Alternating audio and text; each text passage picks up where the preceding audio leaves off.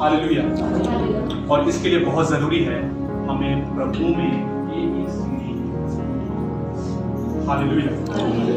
आइए हम उन ABCD के बारे में हम गहराई से जानेंगे। सुनो, मैं लगातार पिछले कुछ सप्ताह से मैं लगातार प्रेयर के बारे में बार बार बताता हूँ, प्रार्थना के बारे में बार बार बताता हूँ।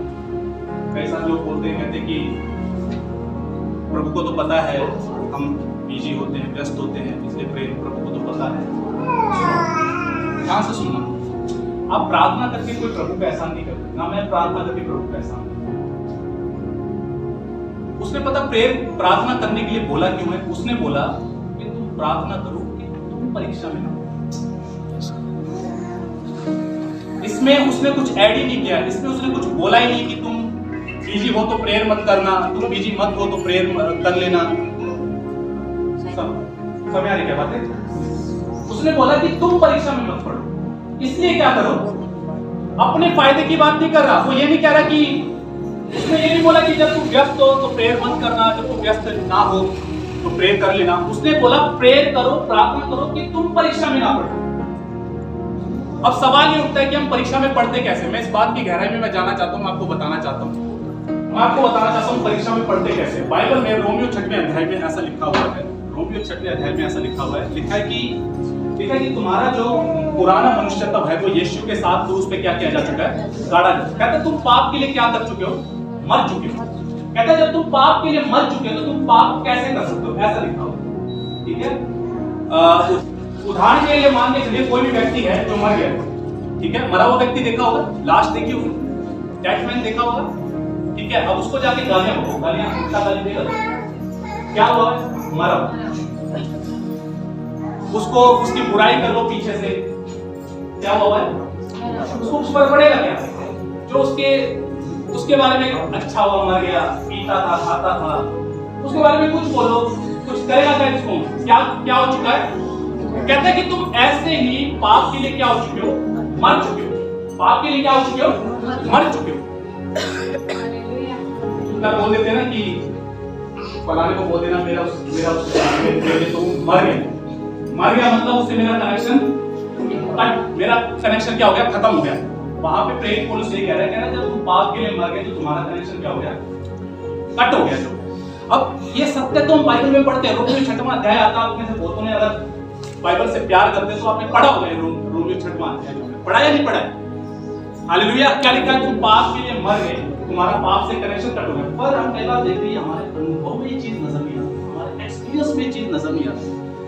आपको पता है कारण क्या है? कारण ये है कि ये शरीर प्रार्थना के अंदर ही जो है क्रूस पर चढ़ता है। समझ आ रहा क्या? ये जो डेथ की स्थिति है ना, ये स्थिति को हम प्रेयर के अंदर ही अनुभव करते हैं। जो प्रेयर के अंदर जो रहता है, प्रार्थना के अंदर जो रहता है, वो इस वचन को अनुभव कर पाता अपने जीवन में। जो लिखा है, यीशु ने बोला कि प्रार्थना करो कि तुम परीक्षा में ना पड़ो। इंग्लिश में लिखा हुआ है कि टेम्पटेशन में ना हो, उकसाई में ना हो। शैतान एक मरे हुए व्यक्ति को उकसा सकता है क्या? उसको आए, गाली बके, कुछ भी करे, वो तो मरा हुआ, उसको कोई फर्क नहीं पड़ता, क्योंकि वो डेड है, मरा हुआ है, उसको कोई फर्क नहीं पड़ता। उसकी निंदा हो रही, उसकी चुगली हो रही, कोई फर्क नहीं पड़ता। शैतान ऐसे ही परीक्षा लाता है।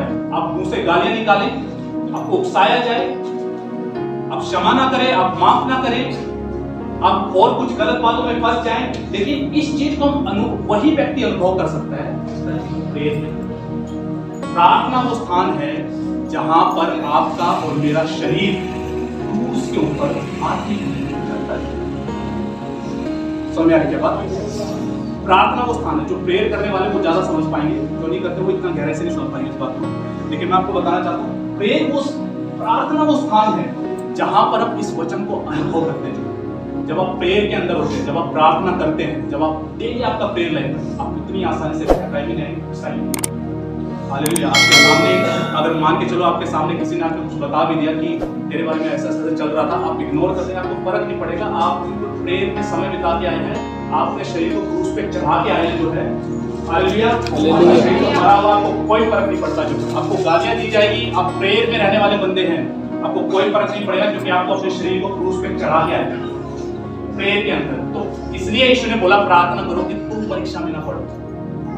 तुम पाप के बंधनों में ना हो। शैतान हमेशा चाहता है कि इस व्यक्ति से पाप करा दूं, इस व्यक्ति को मैं पाप में गिरा दूं, इस व्यक्ति को मैं दोबारा से पुराने लाइफस्टाइल में ले जाऊं, बंधनों में ले जाऊं। ये वो चाहता है, लेकिन प्रेयर करने वाले व्यक्ति के साथ ऐसा नहीं है। हालेलुया। समय आ रहा है क्या? प्रार्थना करो कि तुम किस में ना करो, परीक्षा में ना करो। ये हम एक प्रभु के जन कहते हैं कि प्रार्थना दुनिया को शेप देती है। मान के चलिए क्षेत्र विकसित है, अगर हम प्रार्थना करना शुरू कर दें प्रभु ये क्षेत्र विकसित हो जाए। अगर हम प्रार्थना करना स्टार्ट करते हैं प्रभु सरकार बदल जाए, ये सरकार आनी चाहिए, वो सरकार। आपको पता है प्रेयर करने वाले लोग सरकारों को हालेलुया। अगर हम प्रार्थना करें तो देश की इकोनॉमी को बढ़ा सकते हैं। हालेलुया। एक प्रभु की एक बेटी कैथरीन कुलमान, उन्होंने तो अपनी कलीसिया का नाम ये रखा था प्रार्थना चीजों को बदल देती है। मैंने पिछले संडे भी बताया था कि जब हमने यहाँ पे कलीसिया स्टार्ट किया तो यहाँ का माहौल बड़ा बेकार था, बड़ा दबाव फील होता था, कोई फ्रीडम कोई आजादी अनुभव नहीं होती थी जो है। और अब हम जब प्रेयर कर रहे हैं, लगातार प्रेयर कर रहे हैं, 1.5 महीने से प्रेयर हो रही है, बहुत ज्यादा फ्रीडम आ गई, बहुत ज्यादा हालेलुया। कई बार लोग जब यहाँ पे प्रेयर कर रहे होते हैं तो नाच कर प्रेयर कर रहे होते हैं, कितनी आजादी कारण क्या प्रेयर। हालेलुया।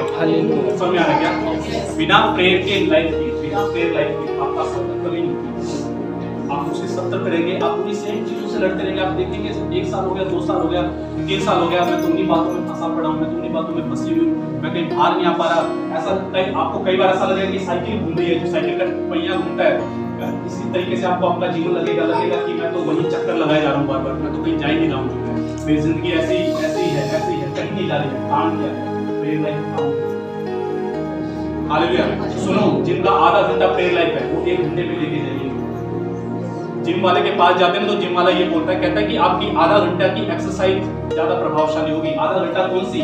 वो आधा घंटा नहीं जो शुरुआत में आधा घंटा की, आधा घंटा तो वार्म अप करने में लगता है, वो आधा घंटा जो वार्म अप करने के बाद, आधा घंटा तो आपको प्रेयर में गर्म होने में लगता है, जो आधा घंटे में तो आप विचारों से बाहर आते हैं, ये फलाना विचार, ये विचार, व्यभिचार के विचार, नेगेटिव विचार, नकारात्मक विचार, आधे घंटे तो इनसे बाहर आने में लग जाते हैं। फलाने ने बोला, वो बोला। असली प्रेयर तो आपकी आधे पौने घंटे बाद स्टार्ट होती है, जहां का पूरा कंसंट्रेशन प्रभु के ऊपर है। उससे पहले तो विचारों से भी युद्ध होता रहता है, और हम उस युद्ध में ही जो है अपनी प्रेयर को छोड़कर चले जाते हैं, और उसका नतीजा क्या होता है? प्रभु में है पर डिप्रेशन में जी रहे हैं जो है। कारण क्या है? प्रार्थना का सत्र गिरा हुआ, जो प्रार्थना का वही लेवल है। आज भी वही 10 मिनट में प्रेयर जाते हैं, विचारों से फाइट नहीं किया, विचारों पे जयवंत होना नहीं सीखा, नींद पे जयवंत होना नहीं सीखा। किसी ने कुछ बोल दिया, उसको अभी तक लड़ा नहीं, उस प्रेयर के अंदर लड़ा नहीं, विचारों से फाइट नहीं किया, लड़ा नहीं, और उन्हीं विचारों के साथ उठ गए, और बार-बार वही टेंशन परेशान कर रही है। कारण क्या है? प्रेयर का सत्र नहीं बदला। उसी सत्र पे प्रेयर करते हैं, 10 मिनट प्रेयर है, 15 मिनट प्रेयर है, प्रेयर का लेवल ही नहीं बढ़ाया जो है। मैंने एक बार गवाही दी है, 2013 के अंदर की बात है, 31 मार्च की बात है। मैं एक व्यक्ति से बहुत ज्यादा मैं चोट खा गया, बहुत गहरी चोट। जैसे कोई बिच्छू काट लेता तो एक व्यक्ति बेचैन हो जाता, तिलमिलाता ना, मेरे को वैसी चोट लगी थी कि मैं बिल्कुल तिलमिला रहा था। और जैसी चोट लगी थी उसको भुलाना मेरे लिए लंबे समय तक आसान नहीं था।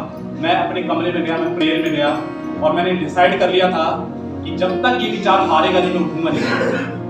मैं लगातार प्रेयर करता रहा, प्रभु से मदद मांगता रहा, वही बात बार-बार याद आ रही है। मैं प्रेयर कर रहा हूँ, प्रभु प्लीज मदद कर, मैं माफ करना चाहता हूँ, ब्लेस करता हूँ, आशीष देता हूँ, ये वो। फिर थोड़ी देर में गुस्से का विचार आ रहा है, ये कर दे, वो कर दे, फिर ऐसे फाइट चलती रही। 4.25 घंटे फाइट चलती रही जो है। लेकिन आपको बताता हूँ 4.25 घंटे के बाद वो विचार चला गया, क्षमा आ गई। हालेलुया। क्या रीजन होता है? कई बार हम उन्हीं विचार में फंसे रहते हैं। प्रेयर के अंदर उन्हें हराना नहीं सीखा हमने। हमारा प्रेयर लाइफ आधे घंटे का, विचार चल रहा है, सामने वाले ने कुछ बोल दिया, माफ नहीं किया, लगातार चल रहा है। अब प्रेयर में 10 मिनट 15 मिनट प्रेयर की, हमने उस विचार को डिफीट ही नहीं किया, हराया नहीं। कोई चिंता आई, क्यों कई लोगों के साथ ऐसा होता है कि चिंता लेके बैठे और चिंता लेकर ही उठे। कारण पता क्या? 10 मिनट प्रेयर है, 15 मिनट प्रेयर है।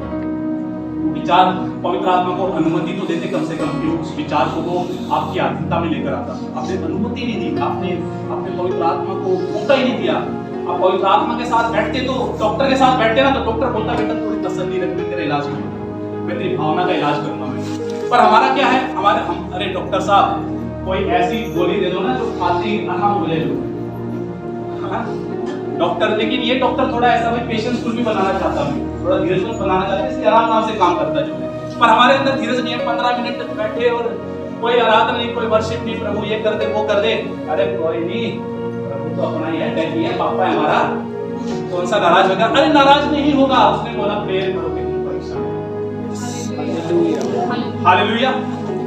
इतना मैं आपको जो बोल रहा हूँ अनुभव से, मैंने जब जब प्रेयर को इग्नोर किया है, शरीर मुझ पे हैवी हुआ है।